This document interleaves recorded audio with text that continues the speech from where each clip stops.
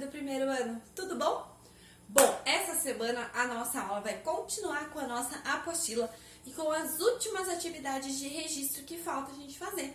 Lógico que agora elas estão quase acabando, mas também tem o nosso drive-thru que também está chegando.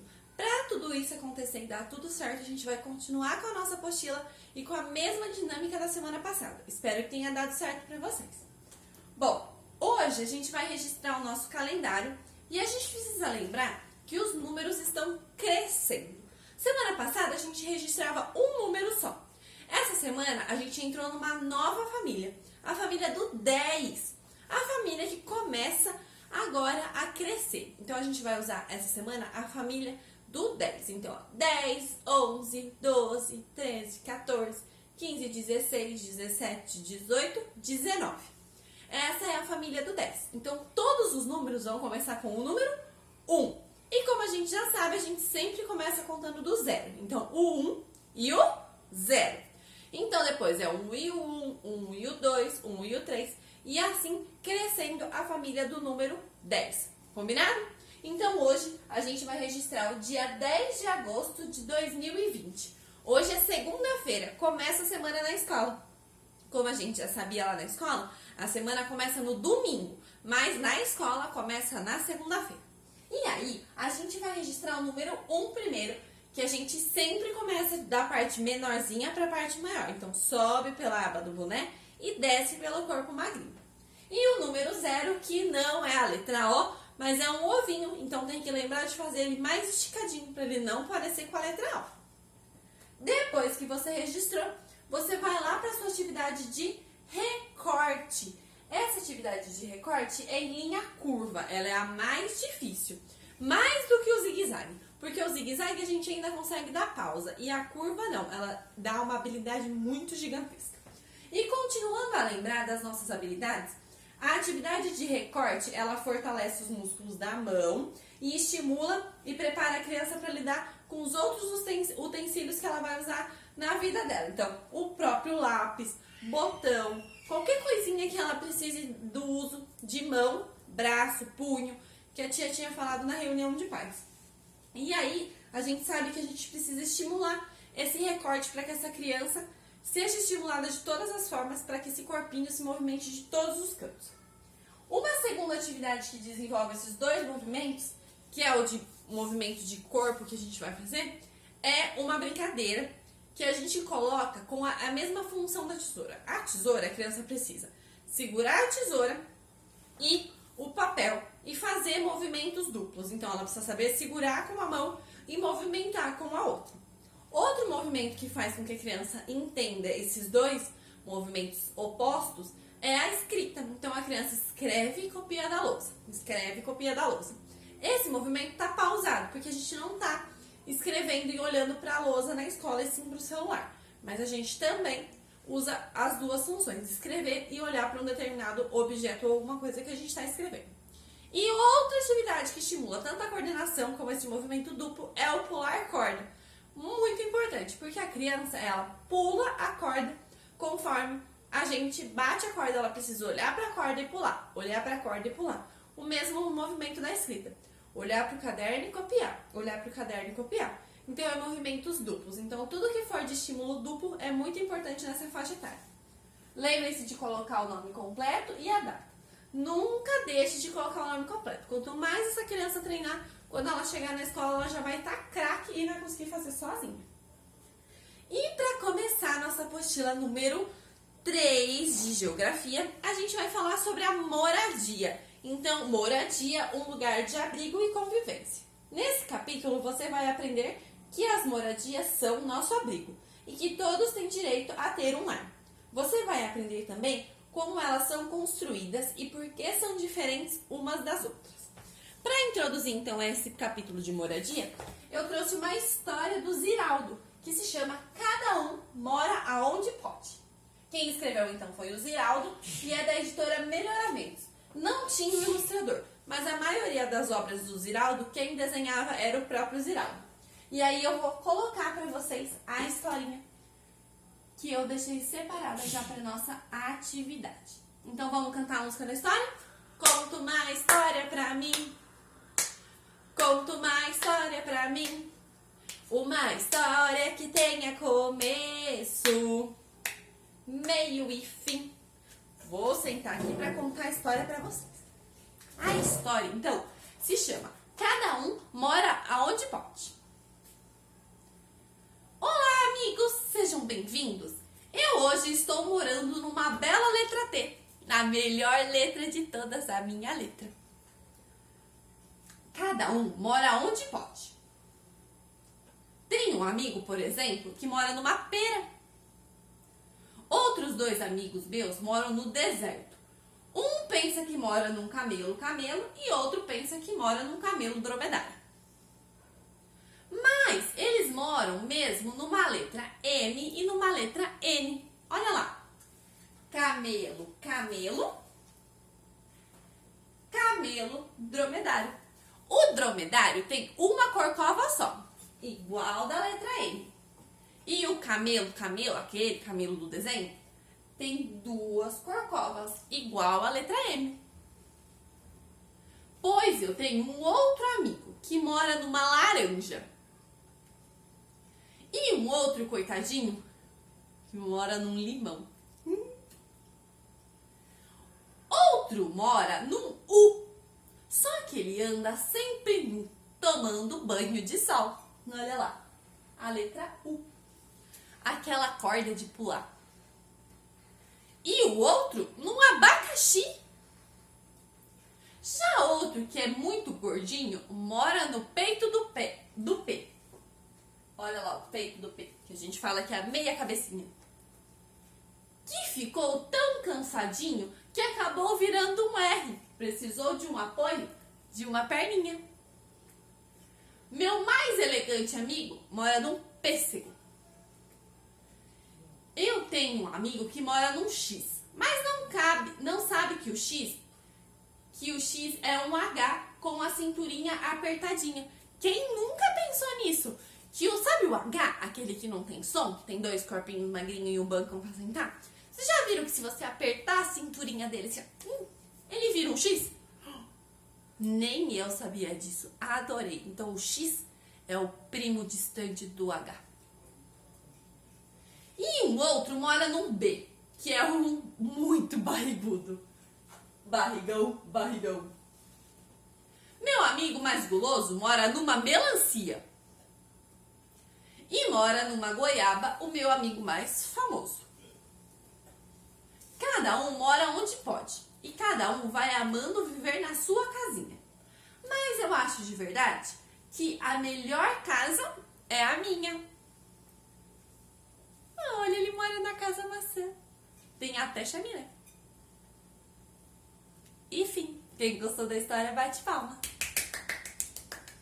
Ai, que história mais fofa. Além dela falar das moradias que são tão importantes e que a gente vai começar a falar agora na apostila de geografia, ela também fala das letras, que são tão importantes agora na nossa fase de escrita. Por isso que eu escolhi essa história com todo o amor do mundo. Bom, agora que a gente relembrou algumas letras, o caminho que elas fazem, a gente vai falar sobre moradias. Então, como eu disse, a gente começou falando de moradia e a gente vai na página 4 e a tia vai ler para vocês um trecho de um livro que se chama O Livro das Casas. Quem escreveu foi a Liana Leão e foi escrito em São Paulo no ano de 2004, está no livro na página 31. Minha casa. E minha casa de janelas e paredes, e salas e quartos, guarda a história da minha vida, da minha família. É o meu porto seguro, protege meu sono, embala os meus sonhos e permite dormir em paz. Todas as casas são assim. Por mais que a gente saiba que as casas são diferentes, algumas têm 2 quartos, uma tem um quarto só, uma tem um banheiro, outra tem 2, uma tem uma sala junto com a cozinha, outros são quartos e cozinhas juntos. Então, cada casa tem um jeito. Mas a gente sabe que todas as casas são muito importantes. Todas nos protegem da chuva, do frio, do perigo do mundo. Então, as casas são as nossas proteções, que fazem com que a gente dorme tranquilo, que a gente possa ter sonhos gostosos. Então, a casa é uma coisa muito importante. E aí, tem na página 4 uma diga aí Só que a gente sabe que quando tem o diga aí, a gente não responde na apostila. A gente vai lá no caderno de geografia, marca diga aí, página 4 e o dia de hoje, 10 de agosto. A primeira que você vai colocar lá é a letra A. Por que a autora diz que a casa dela guarda a história de sua vida? Isso é uma resposta pessoal. O que guarda dentro de uma casa? Será que a sua casa guarda uma história? B. Qual é a função da moradia? Bom, como a tia disse, ela protege do perigo, ela protege da chuva, ela protege do frio. E que mais? O que mais a nossa casa faz pra gente? C. Você se sente protegido em sua casa? Letra D. Quem são as pessoas que convivem com você na sua casa, na sua moradia? Então, olha lá. Aqui embaixo tem 3 ilustrações de momentos de família para vocês observarem. E aí a gente vai ver um pouquinho mais sobre a história das moradias. Para isso, eu trouxe a indicação de um filme. Eu acho que a minha turminha que já esteve comigo ano passado e algumas crianças já assistiram o filme dos Gruds. O filme dos Gruds é muito legal, muito engraçado e a tia adora assistir. Quantas vezes for necessário, eu assisto. Bom, eu vi que o filme dos Gruds, quem não consegue assistir, tem na Netflix, em outros sites e aplicativos do computador, também tem no YouTube. Quem ainda não assistiu, assiste, que é muito legal. Ele fala sobre a primeira moradia do homem, que foi o homem da caverna. E na nossa página 5, a nossa apostila começa a falar sobre as moradias lá da época das cavernas. Então, o filme dos Gruds conta muito isso. Essa história do homem da caverna, da proteção, da importância da casa, o quanto esse pai valorizava essa moradia, né, que era a caverna, e como que tudo isso começou. Bom, como a tia disse, as casas são lugares que nos protegem, né, nos dias normais e também nos dias de chuva, de vento, de tempestade. E aí, lá na época do homem da caverna, eles já começaram a perceber que eles precisavam das moradias. A princípio, pela questão da temperatura, né, que era muito frio e eles não tinham vestimentas igual a gente tem hoje. E depois, por conta dos animais, que os animais, como eles não eram domesticados igual são hoje, que a gente pode ter um cachorrinho em casa, os bichinhos que a gente pode ter em casa, os animais antigos, eles não tinham essa noção e eles acabavam atacando os homens. Então, a caverna também era um meio de proteção dos animais. Hoje a gente se protege também dos animais.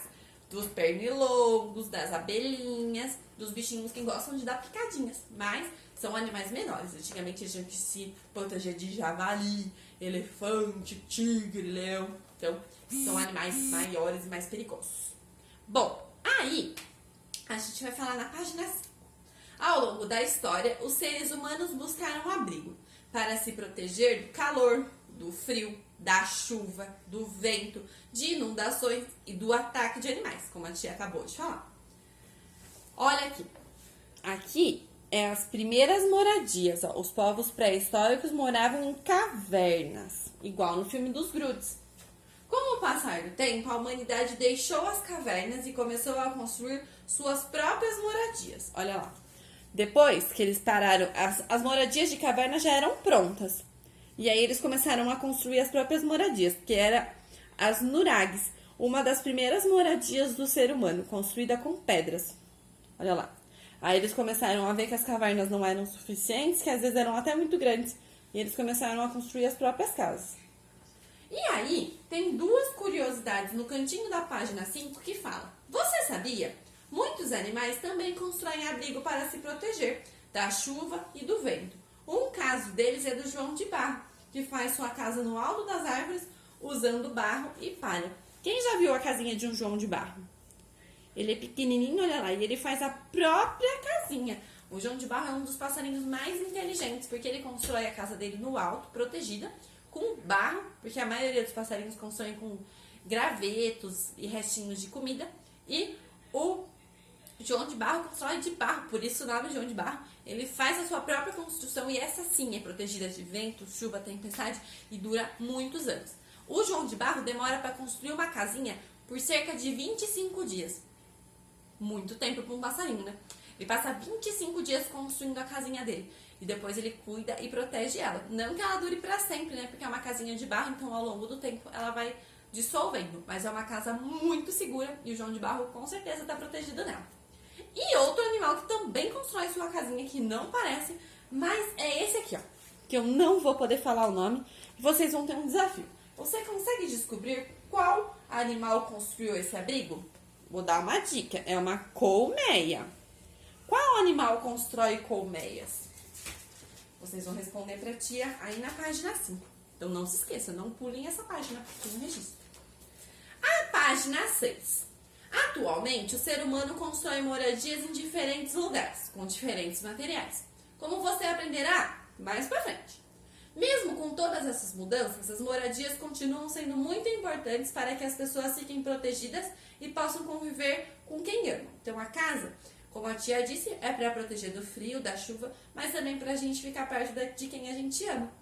A Declaração Universal dos Direitos Humanos reconhece a moradia como um direito fundamental para todo ser humano viver com dignidade. Eu anexei aqui um vídeo sobre o direito das crianças da Ruth Rocha.